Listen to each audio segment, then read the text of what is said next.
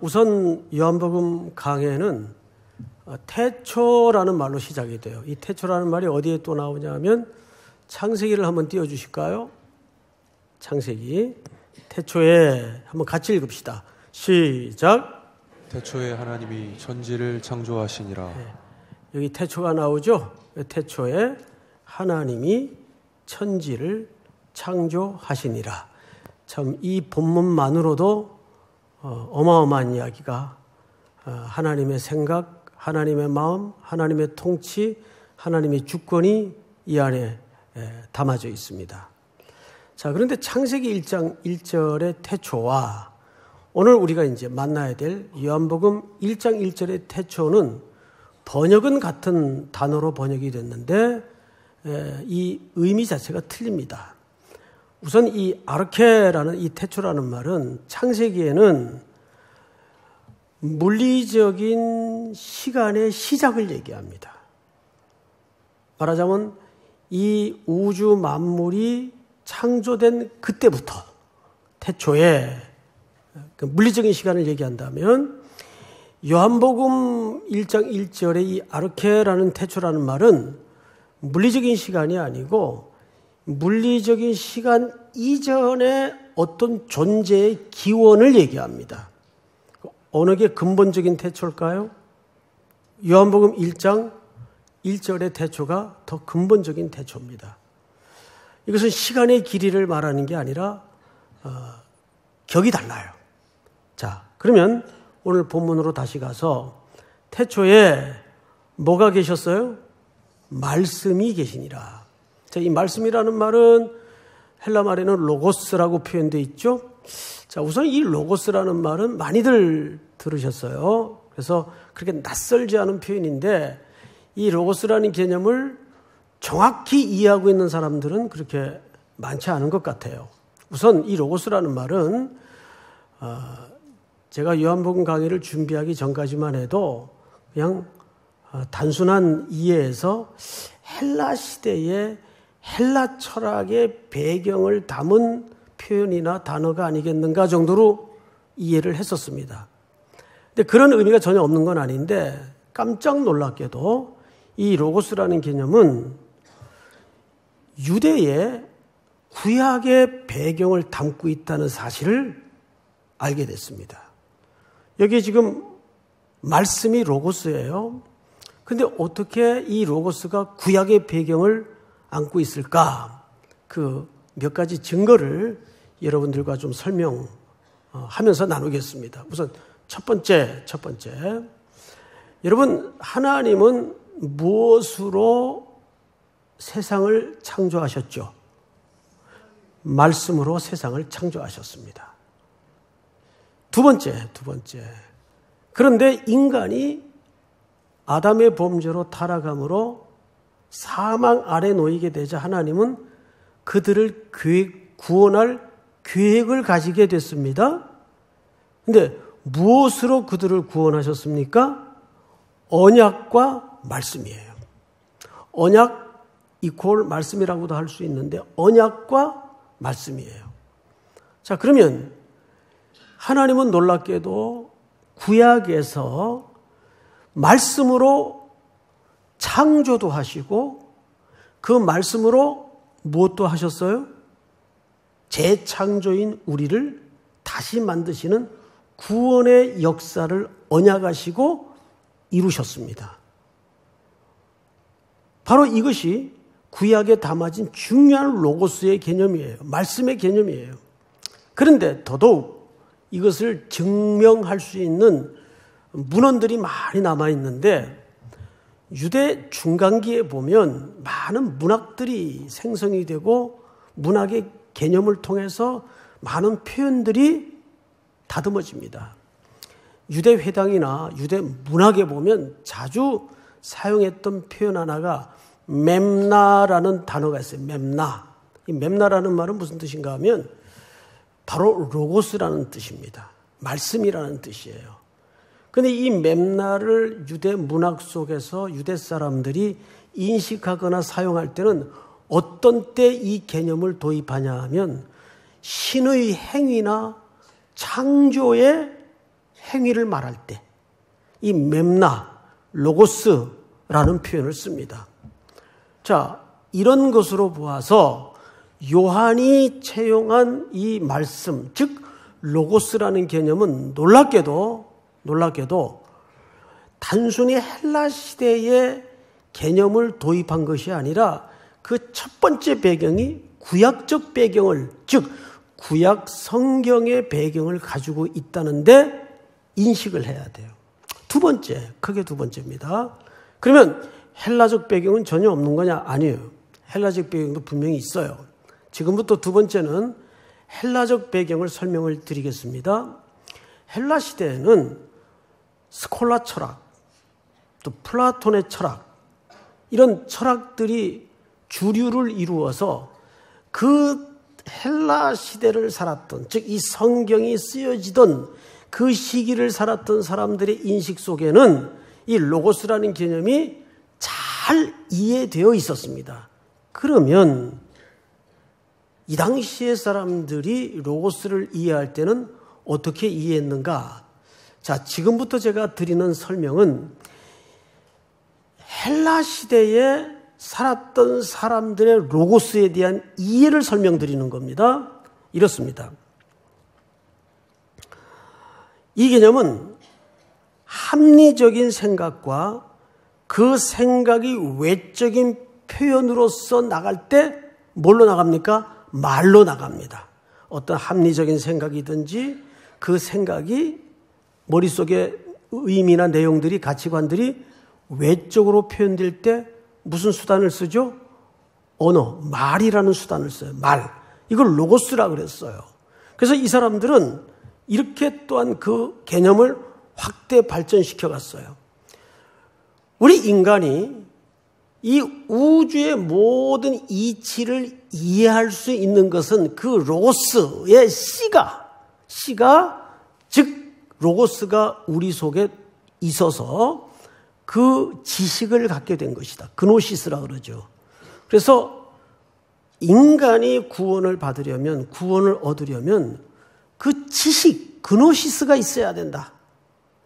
그래서 이들이 아주 위험한 신학을 만들어내죠. 즉 그 지식이 있어야 구원이 이루어진다. 이게 소위 영지주의자들이 이 개념을 토대로 만들어집니다. 그래서 이 뿌리가 오늘날에도 있어요. 믿음이라는 것은 지식을 깨닫는 것이다. 이건 굉장히 위험한 사상이죠. 이단이 되기까지 이런 사상적 경로를 거치게 됩니다. 근데 그걸 뭐라 그랬다고요? 로고스라 그랬다고요. 로고스. 자, 그러면 왜 그럼에도 불구하고 요한은 오해의 소지가 있는 그런 로고스라는 언어를 채용하게 되었을까? 자, 이 로고스라는 단어의 형식을 채용해서 요한은 거기에다가 구약의 로고스의 내용을 담은 겁니다. 그래서 구약의 로고스라는 내용을 담을 수밖에 없었던 것은 그 구약의 로고스가 결국은 성취되어서 누구로 오셨기 때문입니까? 예수 그리스도로 오셨기 때문에 그래요. 그래서 오늘 1장 1절 상반절에 보면 태초에 로고스가 창조되었다, 만들어졌다라고 되질 않고 인격으로 소개를 했습니다. 계시니라 이렇게 소개를 한 거예요. 자, 그러면 이 계시니라라는 말은 미완료 형태를 썼어요. 미완료라는 말은 아직 덜 된 존재다, 그런 의미가 더더욱 아니고, 이 말은 시간을 초월해서 그분은 언제나 계셨다라는 뜻이에요. 그래서 요한복음 1장 1절의 태초는 물리적인 시간을 초월한 그 이전에서부터 이 로고스, 말씀은 계셨다. 그러니까 정리를 하자면, 복잡하게 설명을 했지만 간단히 이해를 하자면 이런 뜻이 됩니다. 구약의 로고스의 개념을 신약의 헬라 시대의 로고스의 형태에다가 어떻게 한 겁니까? 집어넣은 겁니다. 그래서 이분이 누구예요? 예수 그리스도. 그래서 이분이 태초에서부터 계셨다. 이 태초는 시간의 시작의 태초를 말하는 것이 아니고 그 이전부터 계셨다. 제가 이것을 많은 분량을 할애해서 설명하는 이유가 있어요. 바로 요한복음 1장 1절 2절에서 우리가 그토록 난해하게 이해를 제대로 잘 하지 못하고 있는 삼위일체에 대한 개념이 여기서 만들어지기 때문에 그래요. 성경에는 당연히 삼위일체라는 표현은 없어요. 어디에도. 그런데 삼위일체를 설명하는 개념이 바로 여기에 굉장히 중요한 의미로 등장을 합니다. 그 다음에 하반절을 좀 볼까요? 이 말씀이 자 하나하나 이제 뜯어가면서 설명을 좀 들읍시다. 첫 시간이니까 어쩔 수 없어요. 이 말씀은 누구를 가리키는 걸까요? 예수 그리스도. 이 말씀이 예수 그리스도께서 누구와 함께 계셨어요? 네, 여기 하나님은 어떤 하나님이에요? 예수 그리스도의 아버지가 되시는 성부 하나님이에요. 하나님과 어떻게 계셨어요? 함께 계셨어요. 자, 또 저를 보십시다. 여기서 두 번째 중요한 게 뭐냐면 여기 함께라는 단어입니다. 보통 우리가 함께 있다라는 말, 우리가 지금 이 공간에 함께 있어요. 이걸 보통 영어 전치사로는 with라는 전치사를 써요. 그런데 요한이 여기에서 함께라는 전치사를 어떤 전치사를 썼는가 하면 독특한 전치사를 썼어요. 헬라 말로 프로스라는 말을 써요. 프로스. 이 프로스라는 말은 두 가지 아주 적극적인 의미를 담은 전치사입니다. 이것은 그냥 함께 있다는 말이 아니고 성자 하나님께서 성부 하나님을 향하여 마주하고 있다 그 뜻이에요. 다시요.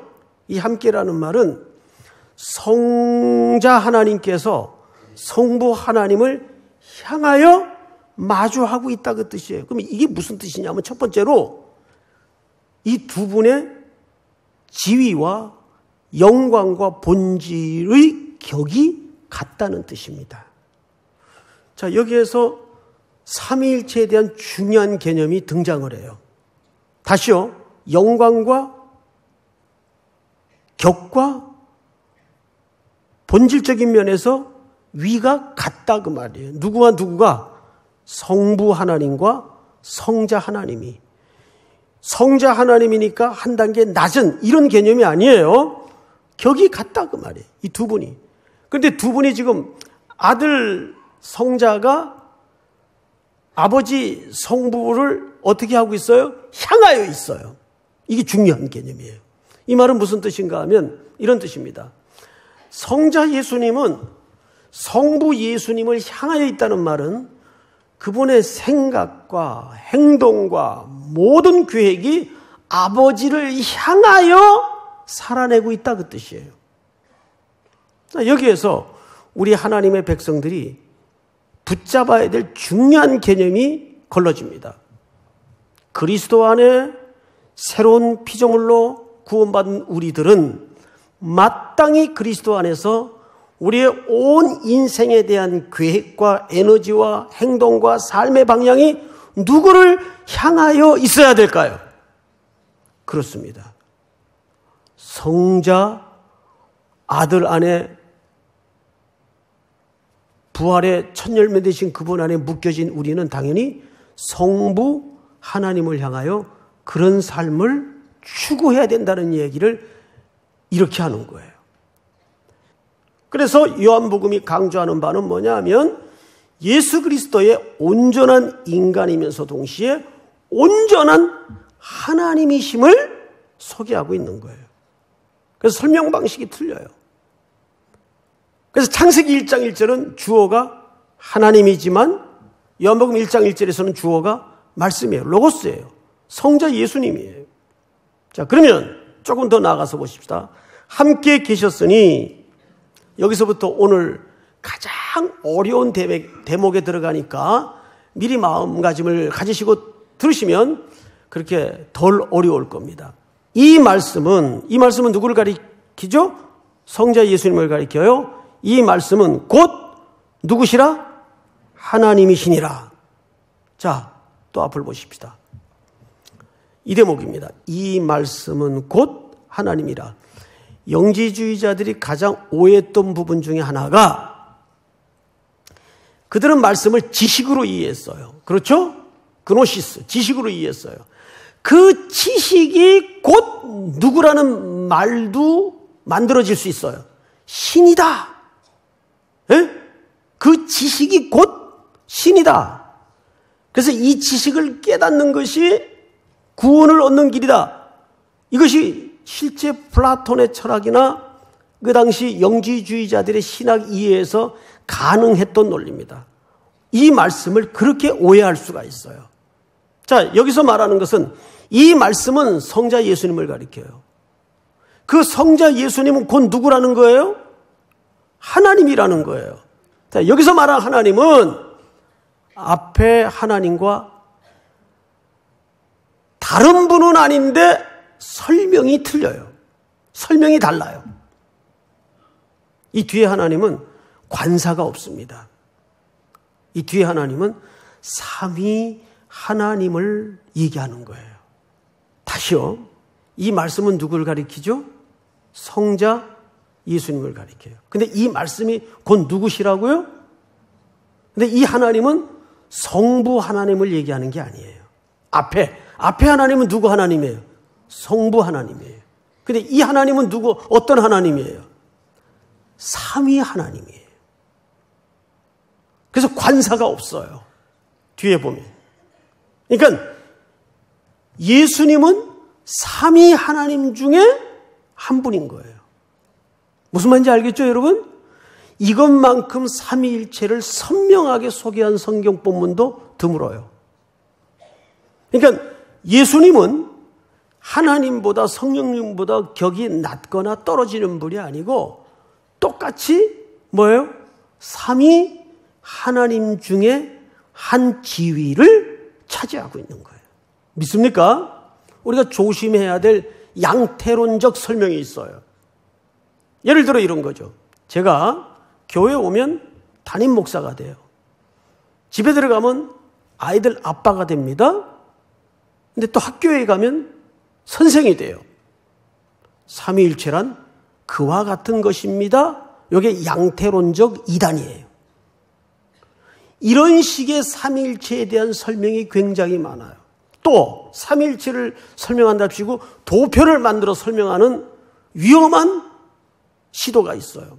그것도 혼란을 일으킬 우려가 굉장히 많습니다. 삼위일체는 우리가 온전히 설명을 할 수는 없으나 우리가 믿어지는 거예요. 이분은 서로 모든 영광과 지위와 통치를 공유하십니다. 그래서 삼위일체 하나님을 이해하면 이 세 분이 얼마나 서로 존중하고 함께하고 사랑하는 관계임을 금방 알 수가 있어요. 그래서 이 하나님의 속성을 제대로 이해하면 우리는 서로 사랑해야 되고 공동체 안에서 서로 존중해야 되고 서로 섬겨야 되는 이런 하나님의 속성을 배우게 됩니다. 그래서 하나님은 그냥 강압적으로 위에서 폼 잡고 이거 해 저거 해 지시하는 그런 하나님이 아니라 그 세 분의 관계처럼 굉장히 존중감을 가지고 겸손하신 하나님이세요. 그러니까 이렇게 간단히 이해하면 돼. 앞에 하나님은 성부 하나님을 가르치지만 뒤에 하나님은 관사가 없는 걸로 봐서 무슨 하나님이다? 삼위 하나님이다. 자, 여기까지 이해하면 오늘 거의 다 된 거예요. 이제 마지막 설명이 남았어요. 마지막 설명. 오늘만 어렵습니다. 3절. 다 같이 한번 읽겠습니다. 3절 시작. 만물이 그로 말미암아 지은 바 되었으니 지은 것이 하나도 그가 없이는 된 것이 없느니라. 자, 놀랍게도 여기서 만물은 하나님께서 말씀으로 천지를 창조하실 때 만물을 얘기하는 거예요. 근데 그 만물이 그로 말미암아 지은 바 되었다. 그는 누굽니까? 성자 예수님을 가리키는 거예요. 우리는 보통 천지창조는 성부 하나님 홀로 하신 사역으로 오해를 하는 경우가 많아요. 아니요. 천지 만물을 지으실 때 누구도 함께 지으셨습니까? 예수 그리스도. 성자 하나님도 그 천지 창조의 역사에 창조하셨어요. 그래서 그분이 통치자세요. 창조주이십니다. 믿습니까? 그리고 이 인류의 역사는 그분으로 모든 것이 완성되도록 계획하신 겁니다. 믿습니까? 자, 만물이 그로 말미암아 지은 바 되었으니 지은 것이 하나도 그가 없이는 된 것이 없느니라. 여기 긍정문과 부정문을 같이 사용함으로써 요한의 이 필체가 놀라워요. 사실 한 문장 안에 긍정문과 부정문을 섞어서 어떤 하나의 목적을 설명한다는 방법은 쉬운 방법이 아니에요. 그런데 3절만 딱 떼놓고 보면 요한은 긍정문을 쓰고 부정문을 써서 한 이야기를 합니다. 맞죠? 다시 그런 관점에서 읽어보세요. 시작. 만물이 그로 말미암아 지은 바 되었으니 지은 것이 하나도 그가 없이는 된 것이 없느니라. 아멘. 그러니까 예수 그리스도는 누구십니까? 창조주이세요. 믿습니까? 아버지께서 세상을 만드실 때는 팔짱 끼고 있다가 세상이 병들고 무너지니까 할 수 없이 예수님이 오신 게 아니에요. 창조주이십니다. 이 모든 피조 세계는 그분과 관련이 돼 있어요. 자, 그런데 아담의 죄가 들어오고 세상은 무너졌어요. 그래서 예수님이 오셔서 우리 가운데 거하십니다. 이 거한다는 말이 텐트를 친다 그 말이에요. 새 집을 짓기 위해서. 새 집을 지으려면 옛날 집을 허물어야 돼요. 그래서 우리를 묶어가지고 예수 그리스도께서 친히 죽으신 거예요. 죄의 역사를 끝내신 겁니다. 그래서 예수님은 마태복음의 족보를 보면 육체적인 후손을 남기지 않고 죄된 아담의 족보를 끝내요. 죽으심으로써. 그래야 새 집을 짓기 때문에. 그래서 그분은 십자가에 모든 인류의 죄를 묶어서 끝내시고 부활의 첫 열매가 되셔서 새 집을 짓는데 이 새 집을 짓는 두 가지 양식이 있어요. 그게 4절 5절의 말씀이에요. 4절 5절. 그 안에 뭐가 있었으니? 예, 그리스도 안에 생명이 있었으니 이 생명은 사람들의 뭐라? 빛이라. 빛은 뭘 하는 데 쓰는 겁니까? 어둠을 몰아내는데 빛을 쓰는 거예요. 맞죠? 예. 빛이라. 그리고 뭐라 그래요? 5절 다 같이 시작. 빛이 어둠에 빛이 돼 어둠이 깨닫지 못하더라. 자, 깨닫지 못하더라라는 말을 썼는데 이건 이해하지 못했다 그 말이 아니에요. 이 말은 무슨 뜻인가 하면 어둠이 빛을 이기지 못했다는 뜻입니다. 이렇게 멀고 먼 역사의 언덕을 넘어서 마지막 최종적인 시간에는 예수 그리스도의 조명하신 생명과 그 생명으로 대변되는 빛이 어둠을 이길 거라는 얘기. 결코 어둠은 그 빛을 흩어내거나 물리칠 수 없어요. 그런데 어둠을 몰아내는 방법은 빛이 조명되는 방법밖에 없어요. 그것을 우리는 선교라고도 말하고 순종이라고도 말합니다.